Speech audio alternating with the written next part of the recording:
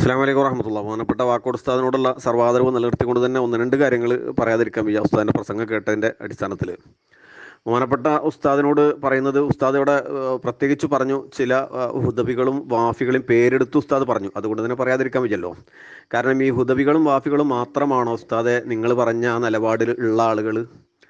എത്ര പൈസമാർ ഉസ്താദിന് എണ്ണിത്തരണം, എത്ര ദാരിമിമാർ ഉസ്താദിന് എണ്ണിത്തരണം. ഒരുപാട് പിന്നെ ബിരുദധാരികൾ ഉസ്താദെ വാഫികളും ഹുദവികളും അല്ലാത്ത ആളുകളുണ്ട്. കാരണം എന്താ അറിയോ? അവർ കാര്യങ്ങളൊക്കെ കൃത്യമായി മനസ്സിലാക്കുന്നവരും അറിയുന്നവരുമാണ്. ആര് പറഞ്ഞാലും ഹക്കിൻ്റെ കൂടെ നിൽക്കുക എന്നുള്ള ഒരു തിരിച്ചറിവ് അവർക്ക് ഉണ്ടായതുകൊണ്ടാണ് അങ്ങനെ അവർ ചെയ്യുന്നത് ഉസ്താദെ.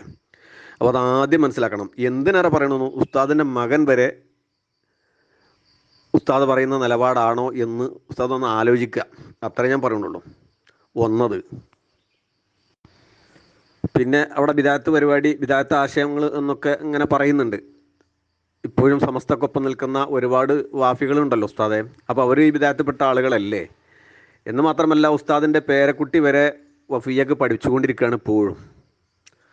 അപ്പോൾ ഉസ്താദ് ഇതൊക്കെ പറയുമ്പോൾ ഒന്ന് സ്വന്തം ആലോചിക്കണം. ഏറ്റവും ചുരുങ്ങിയത് ആ കാര്യത്തിലൊരു മൗനമെങ്കിലും ആകാമായിരുന്നു ഉസ്താദിനെന്നാണ് എനിക്ക് പറയാനുള്ളത്. കാരണം സ്വന്തം പേരക്കുട്ടി പോലും അവിടെ പഠിച്ചുകൊണ്ടിരിക്കുന്ന ഒരു സംവിധാനത്തിനെയാണ് ഉസ്താദ് ഈ പറഞ്ഞുകൊണ്ടിരിക്കുന്നത്. മനസ്സിലായില്ലേ?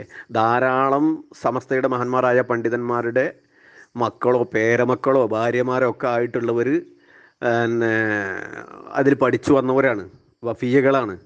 മനസ്സിലായില്ലേ? അല്ലെങ്കിൽ മരുമക്കളോ എന്തോ ആവട്ടെ, ഒക്കെ വഫിയകൾ, ഒരുപാട് വഫിയകളുണ്ട്. അപ്പോൾ അവിടെ ബിദാത്ത് പഠിപ്പിച്ചിട്ടുണ്ടെങ്കിൽ ഇവരൊക്കെ ബിദാത്തുകാരായി മാറിയിട്ടുണ്ടാകണം. ഒന്ന്.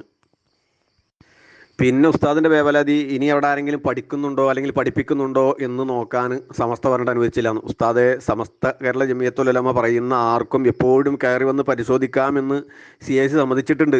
ഉസ്താദിന് അറിയുമായിരിക്കുമെന്ന് കരുതുന്നു. ഏതായാലും സാധാരണക്കാരുടെ ഉസ്താദ് അങ്ങനെ പറഞ്ഞില്ല, അവർക്ക് തെറ്റിദ്ധാരണ വരും. അപ്പോൾ അത് ഉസ്താദ് പറഞ്ഞത് ശരിയായില്ല. കാരണം CACയിൽ എവിടെയും എപ്പോഴും സമസ്ത കേരള ജമിയത്തുൽ ഉലമ പറയുന്ന ആളുകൾക്ക് വന്ന് പരിശോധിക്കാം. ഉസ്താദ് പറഞ്ഞപ്പോൾ അതാണല്ലോ, അവിടെ പഠിപ്പിക്കുന്നുണ്ടോ എന്ന് നോക്കാൻ വേണ്ടി ഞങ്ങൾക്ക് പോകാമെന്ന്. അത് പോകണ്ടെന്ന് CAC പറഞ്ഞിട്ടില്ല ഉസ്താദെ. CAC പറഞ്ഞിട്ടില്ല, എപ്പോഴും കയറി ചെന്ന് പരിശോധിക്കാവുന്നതാണ്. മനസ്സിലായില്ലേ? പിന്നെ വേറൊന്ന് പറയാനുള്ളത്, സമസ്ത കേരള ജമിയത്തുൽ ഉലമയുടെ പറയുന്നതിനനുസരിച്ച് പ്രവർത്തിക്കാം എന്ന് CAC പറഞ്ഞില്ല എന്നാണ്. അങ്ങനെ പറഞ്ഞ ഏതെങ്കിലും ഒരു സ്ഥാപനം ഉണ്ടോ ഉസ്താദ സമസ്തൻ്റെ കീഴിൽ? ഏതെങ്കിലും ഒരു സ്ഥാപനം അങ്ങനെ പറഞ്ഞതുണ്ടോ? ഒരു സ്ഥാപനത്തിലും അങ്ങനെ പറഞ്ഞിട്ടില്ല. ചില സ്ഥാപനത്തിൽ അതുപോലില്ല, സമസ്തൻ്റെ അന്ന് പോലില്ലാത്തതുണ്ടെന്ന് തോന്നുന്നു മനസ്സിലാക്കാൻ കഴിയുന്നത്. മനസ്സിലായില്ല? ഒരു സംഗതിയും പറയാത്തത്. അപ്പോൾ ഇതെന്താ ഉസ്താദ് മനസ്സിലാക്കേണ്ടത്? ഇപ്പോൾ ഒരു കാര്യം, ഒരു കൂട്ടർക്ക് മാത്രം നമ്മൾ അടിച്ചേൽപ്പിക്കുക, അല്ലെങ്കിൽ നമുക്ക് നടക്കുമെന്ന് തോന്നുന്നത് അവരെട്ടിങ്ങനുണ്ട് കൊല്ലുക, നെക്കിക്കൊല്ലുക, അല്ലെങ്കിൽ അവരെട്ടിങ്ങോട്ട് വഷളാക്കുക, അതിന് ഉസ്താദെ ഈ ഉമ്മത്ത് അനുവദിക്കൂല. മനസ്സിലായില്ലേ? അത് നിങ്ങൾ ആദ്യം മനസ്സിലാക്കണം. ഒരു സ്ഥാപനത്തിൽ മാത്രമല്ല ഉസ്താദെ, ഏത് സ്ഥാപനത്തിലാണ് നിങ്ങൾ സമസ്ത പറയുന്നത് അതേപോലെ നിങ്ങൾ വരിക്കുമെന്ന് പറഞ്ഞാൽ ഏത് സ്ഥാപനം ഒന്ന് കാട്ടിത്തരും എനിക്കറിയില്ല. ഉണ്ടെങ്കിൽ തിരുത്താവുന്നതാണ്. ബഹുമാനപ്പെട്ട ഉസ്താദിനോട് ആദരപൂർവ്വം ചോദിക്കുകയാണ്. പിന്നെ ഉസ്താദ് പറഞ്ഞു, പല സ്ഥാപനങ്ങളും ഞങ്ങൾക്ക് വേറെ സംവിധാനമാണെന്ന് അറിയാണ്ട് ഞങ്ങളുടെ അടുത്ത് ഇങ്ങോട്ട് വന്നു എന്ന്.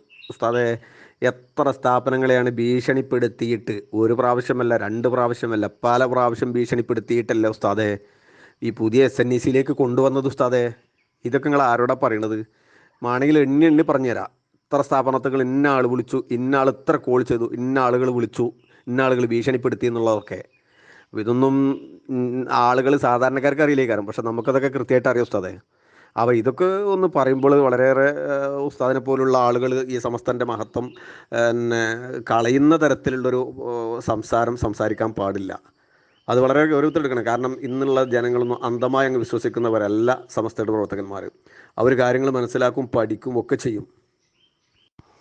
പിന്നെ ഉസ്താദിനോടൊന്നുകൂടി പറയാനുള്ളത്, അതായത് പിന്നെ ഒന്ന് പറയാനുള്ളത്, ഏതൊരു പിന്നെ തൂക്കുകാർ വിധിക്കപ്പെട്ടൊരു പ്രതിയാണെങ്കിൽ പോലും ആ പ്രതിയുടെ ഒരു അവസാനത്തെ ആഗ്രഹം ഒന്ന് ചോദിക്കും. അവസാനത്തെ ആഗ്രഹം എന്താണെന്നൊന്ന് കേൾക്കും ഉസ്താദെ.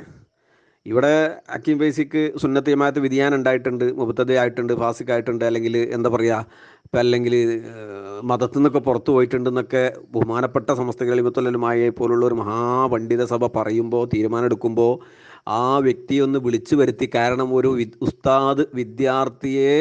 ഉസ്താദിനൊന്നും ഞാൻ പറഞ്ഞു തരേണ്ട ആവശ്യമില്ല. കാരണം വിദ്യാർത്ഥികളോട് എങ്ങനെ പറയണം, ആരെങ്കിലും പറയുന്നത് കേട്ടിട്ട് കുട്ടീനെ പിടിച്ചിട്ട് 4 തല്ലല അങ്ങോട്ട് തല്ലലല്ല വേണ്ടത്. അത് കൃത്യമായി ഒന്ന് പഠിക്കുക, ആ കുട്ടിയെ ഒന്ന് വിളിച്ചെടുത്തുക, എന്താ നീ ചെയ്തതെന്ന് ചോദിക്കുക. ഇതൊക്കെ ഒരു എന്താ പറയുക, ഒരു രക്ഷിതാവ് ഒരു മകനോട് കാണിക്കുന്ന ഒരു പരിപാടി, അല്ലെങ്കിൽ ഒരു ഉസ്താദ് ശിഷ്യനോട് കുട്ടികളോട് കാണിക്കുന്ന ഒരു കാര്യങ്ങളെങ്കിലും ഹക്കീം ബേസിയുടെ കാര്യത്തിൽ സമസ്ത ചെയ്തിട്ടുണ്ടോ എന്ന് എനിക്കറിഞ്ഞൂടാ. അപ്പോൾ സമസ്തനെ തള്ളി പറയാമെന്ന് പറയണ്ട, ഇതൊന്നും പറയാതിരിക്കാൻ വയ്യല്ലോ.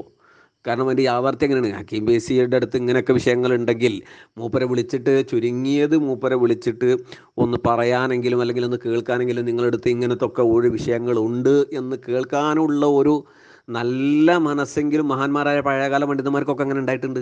ധാരാളം പഠിച്ചിട്ടുണ്ട്, കേട്ടിട്ടുണ്ട്, ഇതൊക്കെ ഉണ്ടായിട്ടുണ്ട്. പക്ഷേ ഇപ്പോൾ ഈ ഹക്കീം ബേസിൻ്റെ വിഷയത്തിൽ അങ്ങനെ ഉണ്ടായിട്ടുണ്ടോ എന്ന് എനിക്കറിഞ്ഞൂടെ ഉസ്താദേ. അപ്പോൾ ഇതൊക്കെ വളരെയേറെ ഗൗരവത്തിലെടുക്കേണ്ട വിഷയമാണ്. സാധാരണ ജനങ്ങൾ ഇതൊക്കെ കാണുന്നുണ്ട്, കേൾക്കുന്നുണ്ട്, അറിയുന്നുണ്ട്. അപ്പം CAC-യുമായുള്ള വിഷയത്തിലേക്ക്, CAC-CAC-ൻ്റെ കാര്യത്തിൽ അങ്ങനെ പോകട്ടെ. അത് ഭംഗിയായി പാണക്കാട് സാദാത്യങ്ങൾക്കും മുഷാവർ മെമ്പർമാരായ ആളുകൾ പോലും ഇപ്പോഴും ആ സംവിധാനത്തിനൊപ്പമുണ്ട്. ധാരാളം ഉമറാക്കൾ ആ സംവിധാനത്തിനൊപ്പമുണ്ട്. അതിൻ്റെ വഴിക്ക് വിട്ടുകൊണ്ട് അതിനെ ഒരു സന്തോഷത്തോടു കൂടി കുട്ടികൾക്ക് ദീൻ പഠിക്കാനുള്ളൊരു സ്ഥാപനം സംവിധാനമാക്കി അതിനെ സമസ്തകളിൽ വിടുക. അപ്പോൾ അതിനെ പിന്നെ എന്താ പറയുക, അതിനെ കുത്തി നോവിച്ചുകൊണ്ട് ഇനിയും ഇങ്ങനെ അതിൻ്റെ ഇടയിൽ ഇങ്ങനെ ഇടങ്കോലിട്ടുകൊണ്ട് പിന്നെ തുഴഞ്ഞിങ്ങനെ പ്രശ്നം ഉണ്ടാക്കി വഷളാക്കി നമ്മളെ തമ്മിൽ പിന്നെ വിവാദത്തിലാക്കാൻ ശ്രമിക്കാതിരിക്കുക എന്നാണ് എനിക്ക് പറയാനുള്ളത്. കാരണം ആ പ്രശ്നം പരിഹരിക്കപ്പെടണം. നമ്മുടെ പ്രശ്നങ്ങൾ പരിഹരിക്കപ്പെടണമെങ്കിൽ ആദ്യം ഈ പ്രശ്നം തന്നെ പരിഹരിക്കപ്പെടണം. CAC-യുമായി, കാരണം പാണക്കാട് സാദാത്യങ്ങൾ അതിന് ചേർന്ന് നിൽക്കുന്നത് കൊണ്ട് തന്നെ അതിനെ ഞങ്ങൾ ഇങ്ങനെ അങ്ങോട്ട് ഒഴിച്ചു വിടാം, അല്ലെങ്കിൽ അതിനെ ഞങ്ങൾ തള്ളിക്കളഞ്ഞു എന്നൊക്കെ പറഞ്ഞുകൊണ്ട് മുന്നോട്ട് പോകാൻ കഴിയില്ല ഉസ്താദേ. അതൊരു യാഥാർത്ഥ്യമാണത്, നിഷേധിച്ചിട്ട് കാര്യമില്ല, ആർക്കും അറിയാവുന്നതാണ്. കാരണം പാണക്കാട് സാദാത്യങ്ങൾ എപ്പോഴും അതിൻ്റെ തലപ്പത്തുണ്ട്. അതുകൊണ്ട് തന്നെ ആ സംവിധാനത്തിൻ്റെ പ്രശ്നങ്ങൾ പരിഹരിക്കപ്പെട്ടാൽ നമ്മുടെ സംഘടനയിലുള്ള പ്രശ്നങ്ങൾ പരിഹരിക്കപ്പെടും 90%. ബാക്കിയുള്ളതൊക്കെ പുഷ്പം പോലെ പരിഹരിക്കാവുന്നതാണ്.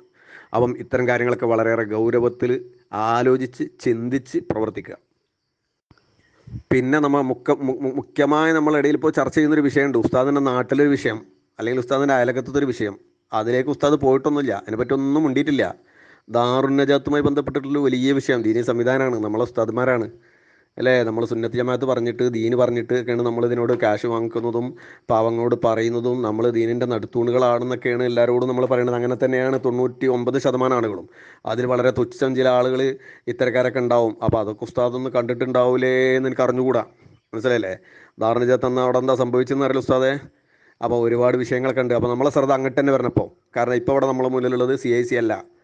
അത് മഹാന്മാരായ പണ്ഡിതന്മാർ പരിഹരിക്കട്ടെ, പരിഹരിക്കപ്പെടണം, പരിഹരിച്ചേ പറ്റൂ. നമുക്ക് ഒരുമയോടെ പോകണമെങ്കിൽ പരിഹരിച്ചേ പറ്റൂ. അതല്ലെങ്കിൽ ഉമ്മത്ത് ഛിന്ന ഭിന്നമാകും. നമുക്കിടയിൽ തർക്കങ്ങൾ നടന്നുകൊണ്ടേയിരിക്കും. പണ്ഡിതന്മാർക്കുള്ള എന്താ പറയുക, പണ്ഡിതന്മാരോടുള്ള ബഹുമാനം ഉമ്മത്തിന് നഷ്ടപ്പെടും. ധാരാളം പണ്ഡിതന്മാർ വയ്യാതാരാകും ഒരു തർക്കമില്ല കാര്യത്തിൽ. ജോലിയില്ലാതെ തേരാപേര നടക്കും. കാരണം പഴയ കാലത്ത് സംസ്ഥകൾ ദൈവത്തുല്ലമായി AP ഭാഗം പോയ ആ കാലത്തുണ്ടായ അവരുടെ അവസ്ഥ നമുക്കറിയാം. AP വിഭാഗത്തിൽപ്പെട്ട ധാരാളം പണ്ഡിതന്മാർ തേരാപേര നടന്ന് പ്രയാസപ്പെട്ടിട്ടുണ്ട്.